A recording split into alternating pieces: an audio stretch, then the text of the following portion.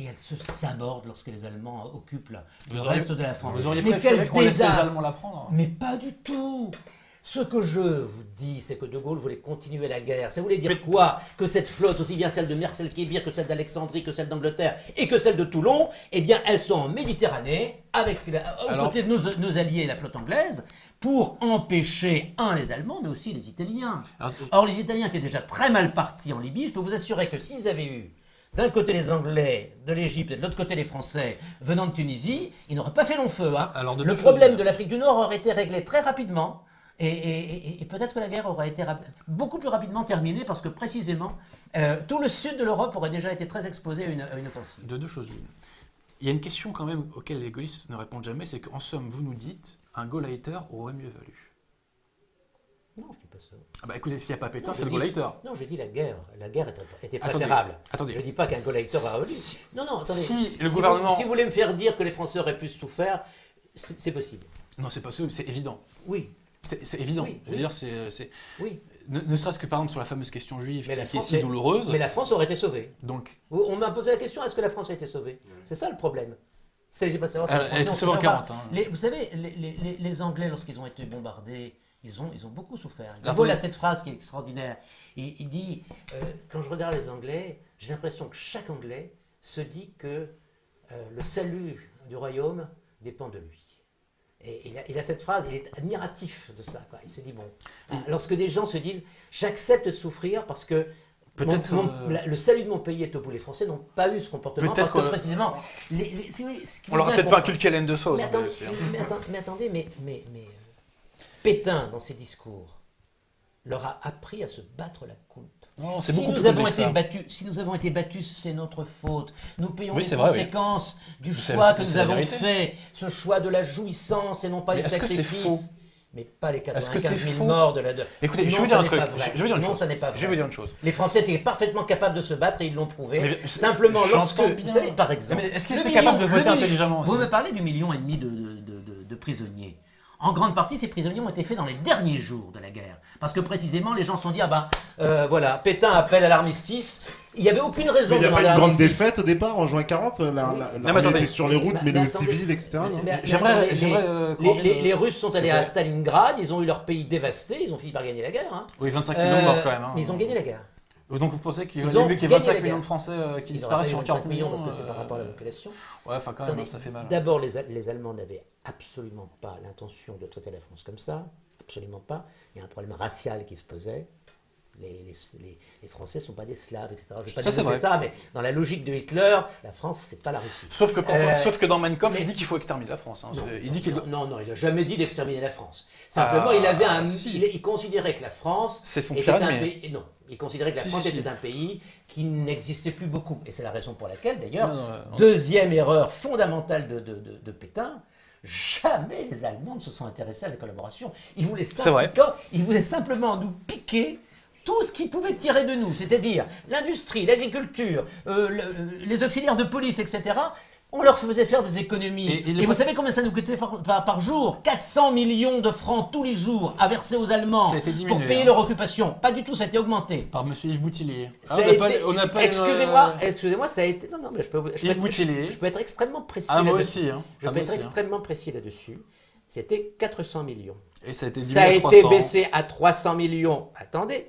En échange de la possibilité pour les Allemands d'utiliser nos aérodromes de Syrie, à Alep, pour aller bombarder l'Irak, c'est-à-dire pour attaquer nos alliés, c'est-à-dire les Anglais, pour aller poignarder les Anglais dans le dos. Hein. En Irak, c'est vrai que c'était un front très important, l'Irak. C'était complètement annexe. C'est pas du tout annexe, c'est le pétrole. Ceci dit, je le valide pas. Mais c'est pas du tout annexe, c'est le pétrole. Qu'est-ce que vous racontez? C'est le pétrole, l'Irak, à l'époque. Non, mais rien c'est. C'était essentiel pour les Anglais. Attendez, là, on n'est plus d'accord du tout, là, parce que ce qui s'est passé en Syrie, c'est-à-dire le fait que les troupes françaises de Pétain ont tiré sur les troupes de Gaulle. Qui les envahissaient, oui. Qui libéraient le territoire, et sur les Anglais, qui libéraient le territoire de la présence des traîtres. De la France. De la présence des traîtres. Et donc, on leur a tiré dessus. Mais vous vous rendez compte que si les Anglo-Français les anglo-gaullistes. Les anglo-français. Les anglo-gaullistes. Les anglo-français. Oui, les anglo-français, les troupes anglaises et françaises. D'accord. Oui, c'est pas logique, oui. N'avaient pas gagné. Pour moi, c'est un oxymore. Attendez, n'avaient pas gagné, d'accord. La Syrie. Mais aurait été française, la Syrie. Non, attendez. Non. L'Empire français restait inviolé. Je répète ce que je vous dis. Les Français ont autorisé les Allemands à utiliser les aérodromes c'est très vrai, de la Syrie. Si jamais ils avaient résisté aux Anglais et aux gaullistes, bien évidemment, ils auraient été plus loin. C'est-à-dire qu'ils auraient accepté que les Allemands utilisent la Syrie. Ce qui veut dire qu'évidemment... ça, c'est une spéculation. Mais attendez, puisque ça a été du marchandage sans arrêt. Si on vous aide, qu'est-ce que vous nous donnez? Les Français seraient allés beaucoup plus loin. J'aimerais qu'on pose une question. Mais attendez, la Syrie, ça veut dire quoi pour les Anglais? C'est ça qu'il faut réfléchir. La Syrie, ça veut dire quoi? Vous avez la Syrie d'un côté, la Libye de l'autre. Ça veut dire on perd l'Égypte et le canal de Suez. C'est-à-dire on est foutu. De Gaulle a proposé à Churchill l'attaque de la Syrie dès, je crois, quelque chose comme octobre-novembre 40. Mais il a eu raison. Ça n'intéressait pas Churchill à cette époque-là. Parce qu'il n'avait pas les moyens. Il avait les moyens. Pourquoi Churchill décide d'y aller en 41? Parce que l'Irak est menacé. Parce qu'il y a la Crète qui est prise. C'est le parachute. Parce qu'il y a un coup d'État en Irak. Bien entendu.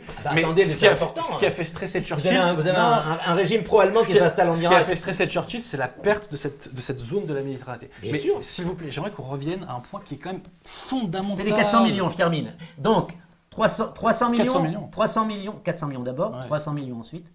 Et puis, en 42, quand il y a l'annexion du Sud... C'est 500 millions. Alors chaque chose en son temps. Mais attendez, c'est 500 millions, ça qu'on va payer encore plus. Ils nous envahissent complètement, on va leur payer plus. Alors, et attendez, comme les Italiens occupent une partie également du territoire, 1 milliard par mois aux Italiens. 1 milliard par mois aux Italiens, 500 millions aux Allemands. Donc ce que vous êtes en train de me dire, c'est que la France a été spoliée, vidée, vampirisée par le régime de Pétain. Et donc ça veut dire que si il n'y avait pas eu le régime de Vichy, les Allemands et les Italiens auraient dit on ne touche à rien. On ne touche à rien, on continue comme avant, on vous laisse tranquille, on ne pillera pas, on ne raflera personne. Les nazis auraient dit tout ce qu'on a fait partout ailleurs, on ne le fera pas chez vous. C'est pas le problème.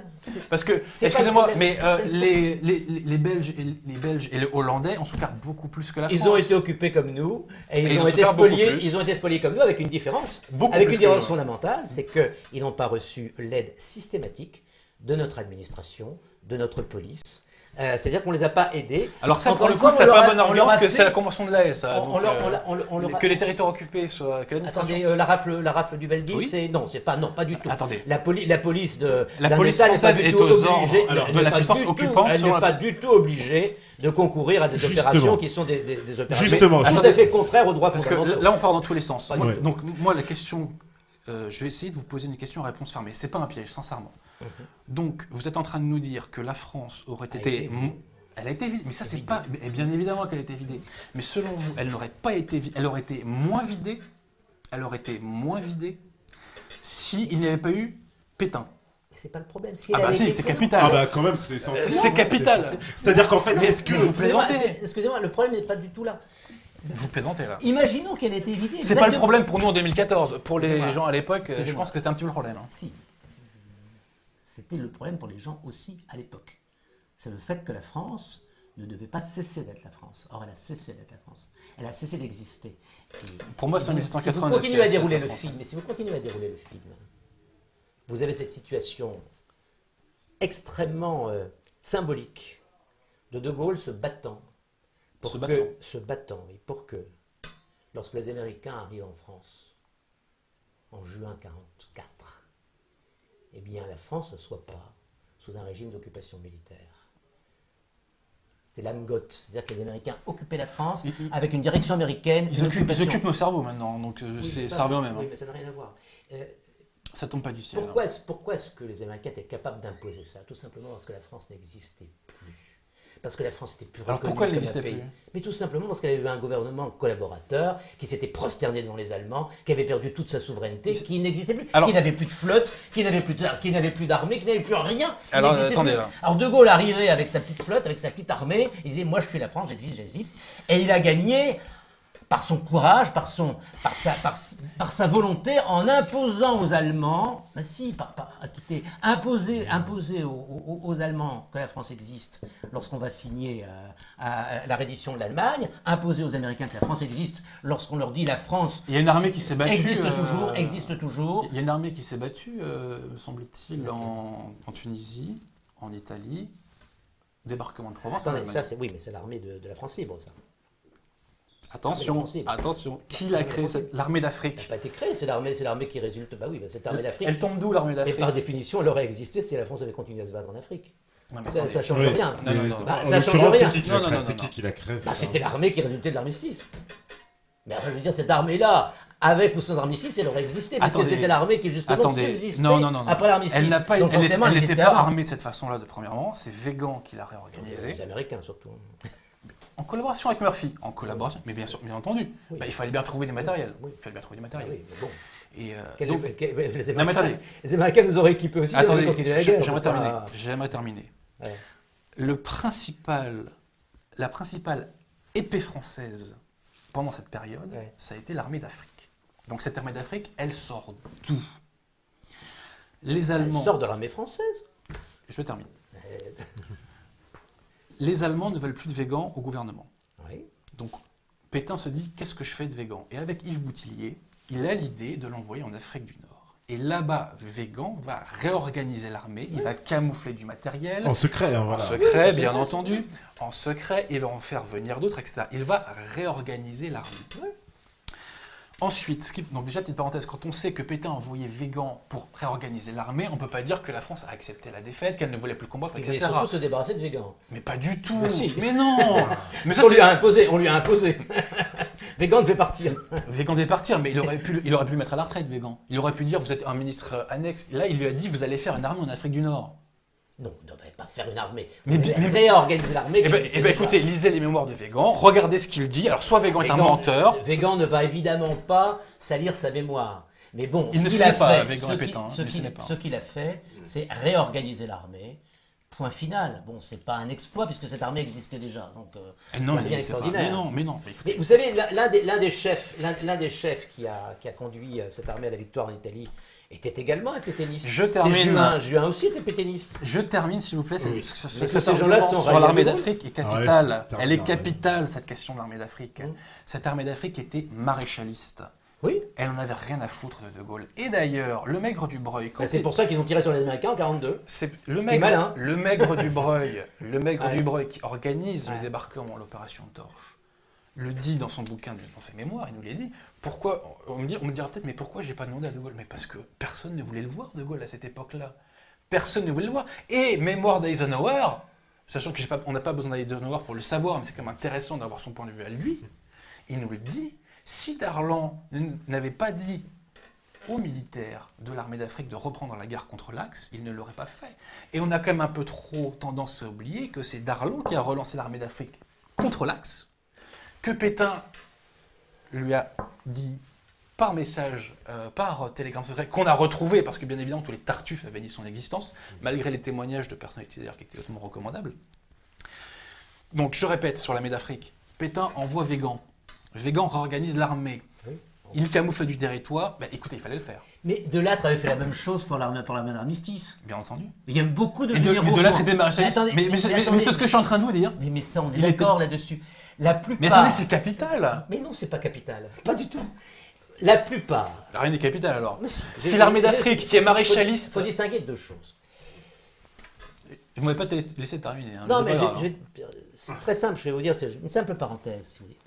La plupart des généraux, beaucoup d'officiers, n'acceptaient évidemment pas la défaite.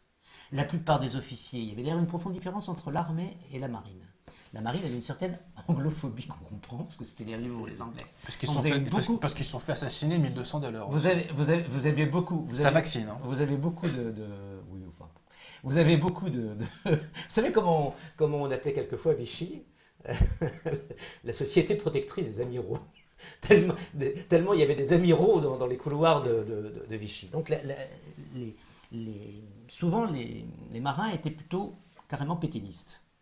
En revanche, les militaires... Ils n'étaient pas pétainistes ? Les militaires étaient maréchalistes, C'est-à-dire qu'ils avaient une profonde admiration pour le maréchal, mais ils ne suivaient pas forcément sa politique.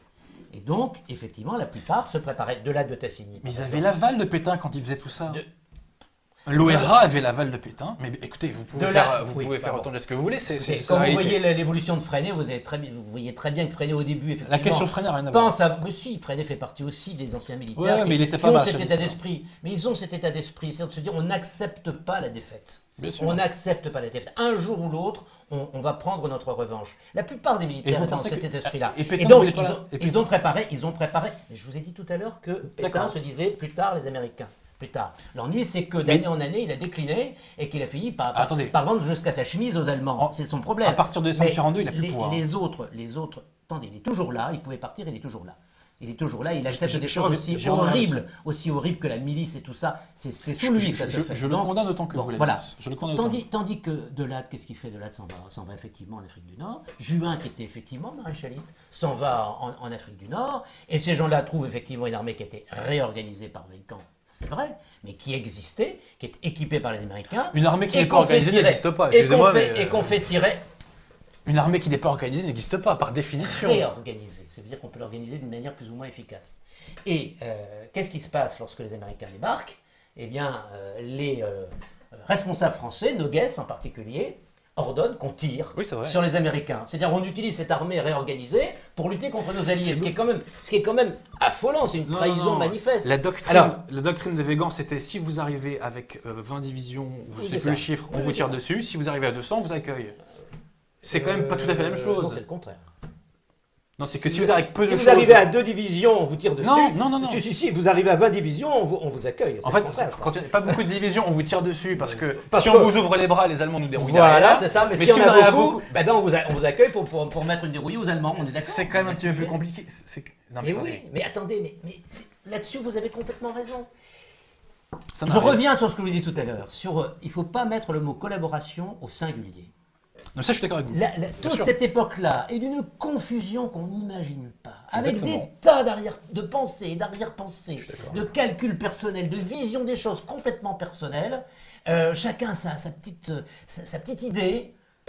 Et vous en avez un qui a une seule idée, qui est la seule bonne, c'est De Gaulle. C'est le seul qui voit clair d'un bout à l'autre. Attends, j'aimerais terminer. C'est le seul qui dit la France doit continuer à se battre, elle doit continuer à exister, et elle va gagner, et elle a gagné. Voilà, c'est tout. Tous les autres se sont plantés. Juste un mot sur l'armée d'Afrique. La Convention d'armistice nous interdisait d'avoir une aviation. Or, l'armée d'Afrique a bénéficié de plusieurs centaines d'avions. Qui se sont rapatriés en... Pourquoi? Enfin, qui sont plutôt... Non, ils ont combattu avec l'armée d'Afrique. Oui, mais ils sont allés au Maroc, ils sont allés se réfugier au Maroc, ils sont restés au Maroc. Mais pourquoi? Non, mais ils se sont battus les avions. Oui, bien sûr. Donc pourquoi, alors que la Convention d'armistice prévoyait qu'on n'ait pas d'aviation, l'armée d'Afrique en avait? Parce que le général Bergeret, ministre de l'Air, a, avec l'aval de Pétain, avec les fonds secrets de Pétain, à reconstituer une armée qui allait se battre en Afrique. Est-ce que ça, c'est accepter la défaite et comment vous dire, est-ce que c'est se satisfaire du statu quo? Bien sûr que non. Il y avait une volonté chez Pétain de forger une épée française. Et ça, quand on a la vision de la doxa que vous avez exposée là, que moi j'ai eu pendant longtemps, on ne pouvait pas l'entendre, mais quand on regarde les faits, on constate que Pétain a forgé la plus grande épée française qui a fait du mal à l'Allemagne à ce moment-là. Mais n'attendez pas la plus grande. L'armée française, même reconstituée... C'est un fait ou pas, ça, cette affaire? Non mais attendez, parce que c'est ça. Vous pensez que c'est les 15 000 soldats de Leclerc comparé aux 200 000 de l'armée d'Afrique? Excusez-moi, c'est vite pesé. Je vous redis ce que je vous dis tout à l'heure, à savoir que... Les avions de Bergeret, qui les aurait fait? Au point de départ, c'est complètement illusionné sur la réalité. Ce qui ne l'empêchait pas d'avoir une vision qui n'était pas forcément fausse de l'avenir, à savoir peut-être qu'un jour on redeviendra important avec le soutien des Américains. Mais il n'a pas compris une chose fondamentale, c'est qu'il était à la tête d'un État croupion, qui pour les Allemands... Bien sûr que si qu'il en avait pas du tout. Conscience. Pas du tout. Il était complètement illusionné par ces 7 étoiles de maréchal, il pensait qu'il comptait beaucoup. Là, vous le prenez pour un crétin, alors que les Allemands... Mais oui, il était très vaniteux, c'est son problème, c'était son grand défaut. De Gaulle n'était pas vaniteux, lui. Je ne parle pas de Gaulle, je parle de Pétain. Et donc, il a été... vous savez, Laval lui a dit à un moment donné, ce qui n'est pas faux d'ailleurs, vous savez, monsieur le maréchal, avec les pleins pouvoirs qu'on vous a donnés, depuis Louis XIV, personne n'a eu autant de pouvoir en France. C'est vrai qu'il a eu ça. Et il a accepté cette phrase-là parce que ça lui allait bien, alors qu'il ne se rendait pas compte que Louis XIV était à Versailles, à la tête du pays, alors que lui était dans un hôtel, dans une ville de tourisme où on prend les eaux. Voilà, voilà. Et alors, ce qui est très drôle, c'est que Laval a tellement bien compris à quel point ça marchait, la vanité, qu'à un moment donné, il lui a agité le grelot de le transporter à Versailles, précisément. L'une des idées de Laval, c'était d'installer le gouvernement français, de le réinstaller en zone occupée, et notamment à Versailles. Alors ça, à Versailles. Et il a essayé de faire passer ça à un moment crucial. Et là justement, Pétain a compris et il s'est retiré. On a essayé de lui faire passer ça au moment de ce tour de passe-passe de Hitler, lorsqu'il a fait revenir les cendres de l'Aiglon en France. On a eu l'idée de proposer au maréchal Pétain de venir accueillir les cendres de l'Aiglon, ce qui pour un Français n'a aucune espèce d'importance. Ouais, ça rien du tout. Ils indiquent qu'elle n'a jamais joué le moindre rôle dans notre histoire. Et donc, il devait aller accueillir les cendres et revenir à Paris. Et dans le fond, on disait, voilà, monsieur le maréchal, vous êtes vraiment la continuité de la grandeur française, quoi. Alors que manifestement, il n'était rien de tout ça. Il était en train de gâcher l'image du plus grand chef de guerre de la guerre 14 à la tête d'un État croupion. Donc il aurait mieux valu un Gauleiter. Qui l'obligeait systématiquement à se prosterner devant les Allemands et à voir son pouvoir se rapetisser jusqu'au moment où les Allemands vont dire « Allez, tu montes dans la bagnole, on t'amène chez nous ». Mais est-ce qu'on peut dire, est-ce qu'on peut dire que Pétain, il a eu une forme de, allez, c'est presque christique un peu, c'est une espèce de sacrifice pour les Français. Tout à fait, ça il le dit, oui, tout à fait. Bien sûr. Parce que finalement, s'il prend pas ce gouvernement qui est en pleine, on va dire que quand il reprend la France, c'est quand même, elle n'est pas au mieux, quoi. Elle est vraiment au plus bas. Mais elle n'a pas perdu la guerre, précisément. Or, lui, il a fait. Est-ce qu'elle n'a pas perdu? Alors, quand Pétain prend, elle n'a pas vraiment perdu, on peut pas dire ça? Non, la bataille continentale est perdue. Vous savez, De Gaulle lui-même l'a dit dans ses mémoires. De Gaulle lui-même l'a dit dans ses mémoires. Attendez, je ne vais pas vous reciter la fameuse phrase la France a perdu une bataille, on n'a pas perdu la guerre. On a perdu la bataille de France, mais on n'a pas perdu la guerre, parce que, comme le dit très bien De Gaulle, la guerre est mondiale. Mais Pétain le pensait aussi. Il n'a pas signé de traité de paix avec les Allemands. C'est qu'il voyait bien que la guerre n'était pas finie. Pétain était incapable d'avoir une vision cohérente, une vision large, une vision également précise. Il a une vision parfaitement cohérente, sauf que vous ne voulez pas la voir. Mais où est-elle cette vision cohérente? Pas la voir. Je veux peut-être entretenir de bons rapports avec les Américains, mais en même temps, je vais rencontrer Hitler à Montoire, je lui serre la main. Mais écoutez, et je dis que mais c'est cohérent. Non. Sauf quand on n'a pas envie de voir la réalité, on ne la voit pas, et vous ne voulez pas la voir. Il y a un mois noir. Il y a un mois noir. C'est le mois d'octobre 40. Tout ce que vous dites, je pourrais accorder un peu de crédit s'il n'y avait pas le mois d'octobre 40. Mais le mois d'octobre 40... Ça s'appelle Tilsit, hein. Le mois d'octobre 40, c'est j'accepte de serrer la main de Hitler. J'accepte de... Mais vous croyez que ça l'a amusé de le faire? De reconnaître... Est-ce que vous croyez que ça l'a amusé de le faire? Il a accepté, il n'aurait jamais dû l'accepter. Jamais il n'aurait dû l'accepter. Et il a donc ensuite prononcé son fameux discours. Oui, tout à fait. Il emploie le mot de collaboration. C'est lui qui emploie le mot.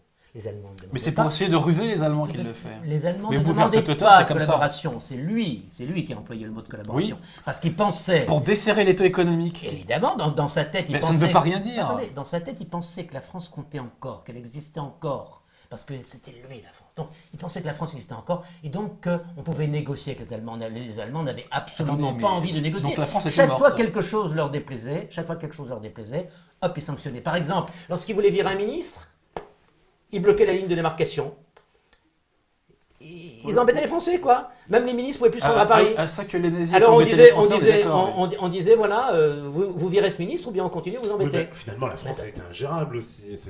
La France de Vichy était ingérable parce que c'était un État croupion. La France de Londres, elle, continuait la guerre et donc existait. Et ce qui était mais c'était qui cette France de Londres? La France de Lambator. Mais ce qui était extraordinaire. Mais non, mais ce qui était extraordinaire. Non, mais la France de Londres. Mais non, mais la France de Londres. Bien sûr, la France de Londres. Financée par les avances du Trésor britannique. Mais peu importe. Ah oui. Mais peu importe. C'était une dizaine, la France était plus indépendante. Oui, bien sûr. Au début. Mais attendez, au début, lorsque le premier 14 juillet, je pense que De Gaulle fait défiler les rares personnes qui l'ont rejoint. Ils sont 3000. Et je vous dis, les gens qui 3000 vous êtes gentil là. 2000 ou 3000. Ils sont quelques centaines. Non, j'ai les chiffres peut-être. Le 14 juillet 40. Je pense que c'est 2000, je crois. Mais c'est rien 2000. Hein. À vérifier. Mais attendez, 2000, à vérifier. 2000 c'est rien. Je suis même pas sûr qu'il y avait 2000 Français avec, comment il s'appelle, Leclerc. Excusez-moi, 2000 c'est presque rien par rapport à tout ça. Alors, mais l'Afrique, je suis d'accord avec vous, c'est pas Attendez, grand-chose. rien qu'en provenance de Dunkerque, je pense qu'il y avait 120 000 Français qui étaient revenus de Dunkerque. Il y avait ceux qui étaient revenus de Narvik également. Qui tous spontanément Ils sont revenus en France. Ils sont tous revenus en France, bien sûr. Donc, oui, mais tout à l'heure, vous nous disiez que la France aurait continué la guerre. Il faut savoir. Mais, Avec un gouvernement, vous nous disiez, avec un gouvernement Renault Afrique Nord, la France aurait continué la guerre. Évidemment, si le chef de la France avait dit on continue la guerre, ils auraient continué la guerre. Est-ce que la France a les moyens de continuer la guerre, vraiment? Bien sûr. Il y aurait une guérilla. Vous pensez qu'il y aurait une guérilla massive dans toute la France? Vous le pensez vraiment, ça? Je m'excuse. Parce qu'on avait perdu le territoire. Attendez, il y a des éléments qui vous manquent là. Ces éléments sont trois.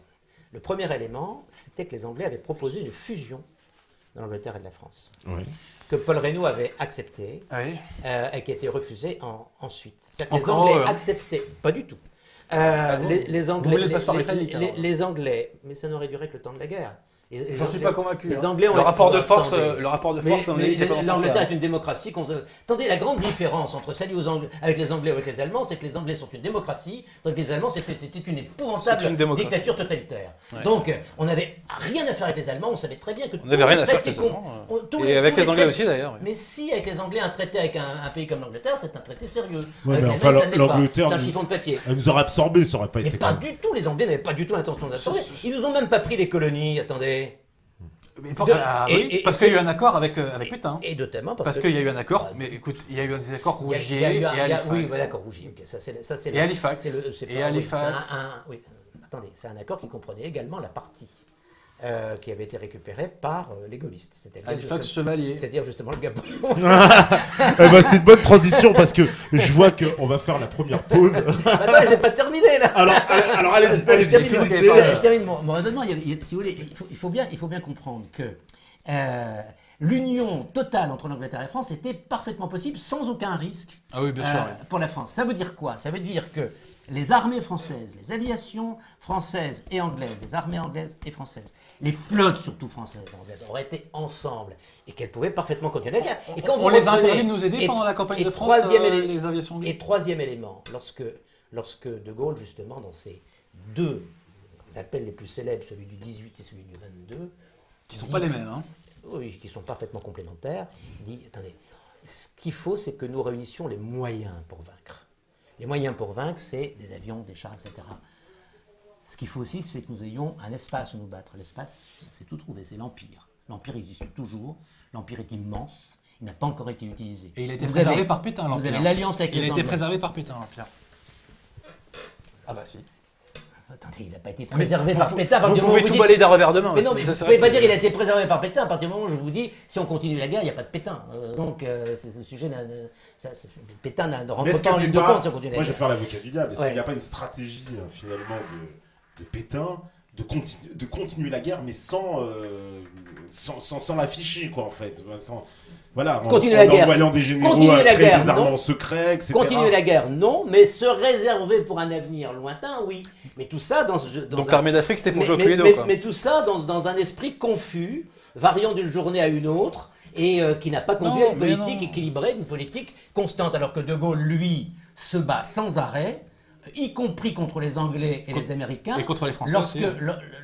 Lorsque précisément ceux-ci empiètent sur sa petite souveraineté. Il a une petite souveraineté. À côté de celle de Pétain, en puissance, en armée, en flotte, etc., il n'a presque rien. Mais n'empêche qu'il se fera davantage respecter des Anglais et des Américains que Pétain des Allemands. Et c'est là qu'on voit la différence. Parce qu'il n'a peut-être pas un pistolet sur la tempe. C'est la petite différence. Mais attendez, quand vous avez un pistolet sur la tempe... on a un pistolet sur la tempe. Et que vous avez deux solutions. Ou bien vous êtes un homme très courageux, vous attendez qu'on tire, ou bien vous partez. Et il a eu parfaitement la possibilité de partir. Il paraît que c'est la peur de l'avion qui l'a empêché de partir. Non, c'est des conneries, ça. C'est pas du bon ça. C'est des conneries. J'espère que c'est pas vrai. Eh ben, en tout cas, on va faire une première pause. La régie, elle est prête, elle peut me le dire. Si elle est prête, je pense. Voilà, donc elle est prête. On fait une petite pause et puis on revient après pour la suite du débat. Toujours avec Christian Vanneste, Adrien Abosi. À vous tout de suite. Ça va, je pas. Voilà, donc de retour sur la libre antenne, enfin libre antenne spécial débat. J'ai vu un peu les réactions. Alors, il y a beaucoup de gens qui disent que oui, Monsieur Vanneste, il coupe Adrien ne peut pas assez s'exprimer. Donc ça, je je reprends un peu l'opinion générale, un peu, de ce que j'ai lu comme réaction, on va dire, sur le chat. Il y en a beaucoup qui disent, oui, mais Monsieur Vanest, il coupe Adrien, il peut pas aller au bout du raisonnement. Donc on va essayer d'équilibrer les choses pour cette deuxième partie. Et justement, on s'était dit qu'il y avait plusieurs sujets qu'on n'avait pas abordés. Et alors, moi, il y a plusieurs sujets, je pense, qui sont assez capitaux. Le premier sujet, c'est la question juive, parce que ça, c'est quelque chose qu'empoisonne sans cesse le débat, qu'on jette à la figure, évidemment, à chaque fois qu'on parle du maréchal Pétain ou du régime de Vichy. C'est quand même l'argument principal qu'on nous ressort, c'est évidemment les juifs et la fameuse Ralph du Veldiv, donc qui a fait l'objet d'un film, et même plusieurs films, et des tonnes de livres, etc., qui nous expliquent cet événement tragique, pour en tout cas nous expliquer que ce régime est horrible. Alors récemment, on a quand même entendu, il y a une polémique qui était née à la télévision avec justement le livre d'Éric Zemmour, qui revient sur cette affaire et qui, lui, a plutôt tendance justement à minimiser, mais comme d'autres historiens, en disant, oui, finalement, il y a eu une déportation, mais elle a été, on va dire, moins pire que dans le reste de l'Europe. Est-ce que... D'ailleurs, c'est pour ça qu'il expliquait que quelque part, Pétain a sauvé des Juifs, parce qu'il aurait sauvé, effectivement, il aurait négocié avec les autorités allemandes pour, on va dire, épargner les Juifs français et livrer des ressortissants étrangers. Qu'est-ce qu'il en est de cette affaire juive? Qu'est-ce qu'on peut en dire? Alors, on va commencer par Adrien, peut-être, parce que justement... c'est pas moi qui en dis, c'est Léon Poliakov, c'est Raoul Hilberg, c'est Robert Aron. C'est-à-dire que... Des gens alors là, on va dire... Mais de toute façon, quand même, il ne l'aurait pas dit. Il faut regarder les chiffres. Mais pas Paxton. Ouais, alors Paxton. Oui, il y a les deux lectures. C'est un agent. Ça, pour moi, c'est un agent de déstabilisation de la France. C'est évident. Mais c'est un autre débat. On va dire aussi Caro est un pétainiste, etc. Ouais, ça c'est dur à vendre quand même. Mais bon. Que vous disais-je? Oui, donc sur la question juive, il faut voir les chiffres. C'est-à-dire qu'en gros, à peu près 90% de la population juive européenne disparaît pendant la guerre. En France, 75% des juifs présents en France survivent, donc c'est-à-dire français et étrangers. Et quand on regarde de plus près ce chiffre, c'est plus de 95% des juifs français qui survivent. Plus de 95%. Donc c'est intéressant parce qu'on revient sur la question de l'administration directe de la France par l'Allemagne. C'est-à-dire que concrètement, s'il n'y avait pas eu de gouvernement français, parce que moi j'estime que c'est un gouvernement français, qu'est-ce qui aurait empêché les Allemands de faire ce qu'ils ont fait partout ailleurs? Parce qu'en particulier en Pologne, etc. Qu'est-ce qui aurait empêché les Allemands de faire ce qu'ils ont fait partout ailleurs, y compris dans des pays latins comme la Belgique ou dans des pays germains comme la Hollande? La Hollande, il y a une déportation de la concrètement, s'il y a bien un domaine dans lequel il est évident que Pétain a limité la casse, je ne dis pas que ce n'est pas tragique que des Juifs étrangers aient été livrés, bien entendu, c'est une tragédie humaine. Maintenant, il faut voir les deux versants de la chose. Je crois que c'est Kant qui disait la vérité dans le tout. C'est absolument évident que la casse a été limitée et les chiffres en attestent. Je ne rentre pas dans les modalités de comment ça a été fait, j'ai déjà fait plusieurs vidéos là-dessus, cherchez et vous trouverez, disait-on. Mais là, s'il y a bien une question sur laquelle il est évident que le gouvernement français a limité la casse, c'est bien celui-là. Et je précise que De Gaulle n'a donné aucune consigne globale de survie des Juifs. La résistance, moi j'ai lu beaucoup de mémoires de résistants, ils en parlent très très peu de cette question-là à l'époque. C'est subsidiaire pour eux. Donc c'est pas une question principale, parce que c'est vrai que De Gaulle, sur cet aspect-là... Alors, je renvoie à une conférence d'Alain Michel qui est sur YouTube, qui a été faite il n'y a pas longtemps là-dessus, un historien israélien très intéressant. Lorsque De Gaulle lance son appel, son deuxième, il définit exactement quelles sont les erreurs commises par le gouvernement de Pétain. Et finalement, ces erreurs sont trois. Ces erreurs consistent d'abord à ne pas respecter l'honneur de la France. Mais lorsqu'il parle de l'honneur de la France, De Gaulle ne vise pas du tout ce genre de comportement. Il vise simplement le fait qu'on trahit notre alliance avec l'Angleterre. Et ensuite, il dit, il y a également le bon sens, parce que si vous réfléchissez un peu, nous allons gagner la guerre, parce que nos alliés ont plus de moyens que nos adversaires. Et enfin, il y a l'intérêt supérieur de la patrie, c'est-à-dire que si on n'est pas du bon côté, eh bien, à la fin de la guerre, nous n'existerons plus. Effectivement, on lui a donné parfaitement raison. Mais sur le premier, De Gaulle n'était pas du tout préoccupé par cette question raciale et même par la question des droits de l'homme. Ce n'était pas pour lui la priorité des priorités. Pour lui, la priorité était une priorité nationale. Tout son combat, c'était avant tout pour que la nation, la France, continue à exister. Évidemment, il considérait que cette nation ne pouvait pas se comporter n'importe comment, qu'elle devait être honorable. Moi, j'aurais tendance à dire, manifestement, l'un des déshonneurs profonds qui se sont installés en France et qui pèsent encore sur notre conscience collective aujourd'hui, c'est précisément cette complicité entre le gouvernement français et les Allemands pour la déportation des Juifs. Et il y aurait pas eu de déportation sans le gouvernement français. La question a deux aspects qu'il faut bien séparer. Il y a une question, si vous voulez, qui est quantitative. Moi, je veux bien admettre que, effectivement, la collaboration française a peut-être sauvé un certain nombre de Juifs. C'est évident.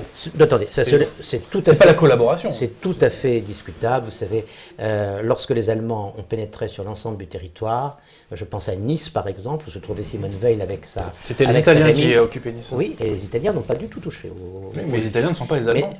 Oui, mais ça, je ne vous le fais pas dire. Et donc, c'est bien pour ça que beaucoup de Juifs s'étaient réfugiés en secteur italien. Lorsque les Allemands sont arrivés, ils ont tout raflé sans aucun problème. Autrement dit, la protection était tout à fait limitée. Mais surtout, indépendamment du caractère quantitatif, il y a le caractère moral. C'est-à-dire le fait que la France, un pays que l'on souhaite digne, respectable, honorable, c'est littéralement rouler dans la boue, là. En participant au crime le plus odieux qui jamais été commis par un État dans notre histoire, c'est-à-dire effectivement le génocide d'une population entière. On a été complices, et avec une forme qui témoigne parfaitement de l'une des grandes illusions qui avait habité... Si on a été complices, pourquoi on n'a pas livré tout le monde alors? Avec une forme qui est vraiment illustre l'une des grandes erreurs françaises, qui illustre parfaitement bien un type comme Bousquet, par exemple. Les Français voulaient à tout prix se faire valoir aux yeux des Allemands. Mais pas du tout. Mais pourquoi mais pas du tout. C'est une caricature. Il y a des textes extrêmement précis. Il y a des textes extrêmement précis. Pourquoi ils ne livrent pas les Juifs français alors? Pourquoi ils ne livrent pas les Juifs français? Il y a un préfet qui écrit, voilà, nous avons montré à quel point notre administration demeurait efficace. Nous avons montré à qui? Aux Allemands. Autrement dit, les Français. C'est de la duplicité. Les Français voulaient continuer à exister. Et ils ne se sont pas rendus compte qu'ils continuaient à exister en se livrant à une chose horrible. Mais pourquoi ne pas livrer les Français à ce moment-là? C'est ça qui c'est pas logique, c'est pas cohérent. Pire que ça, on a livré des enfants. Les Allemands n'avaient même pas demandé les enfants. Et Laval a dit, mais attendez, moi je veux me débarrasser de tout ça, hein. Non, c'est pas comme ça que c'est passé. Bien sûr que si. Vous enchaînez les caricatures. Non, c'est pas passé comme ça du tout, effectivement. Partent en famille. Le pire, c'est qu'ils ne sont pas vraiment partis en famille. C'est-à-dire qu'on a commencé par rafler les adultes, on les a rassemblés, on les a fait partir par train. Ensuite, on s'est retrouvé avec plusieurs milliers d'enfants. Mais déjà, il y a un anachronisme dans ce que vous dites.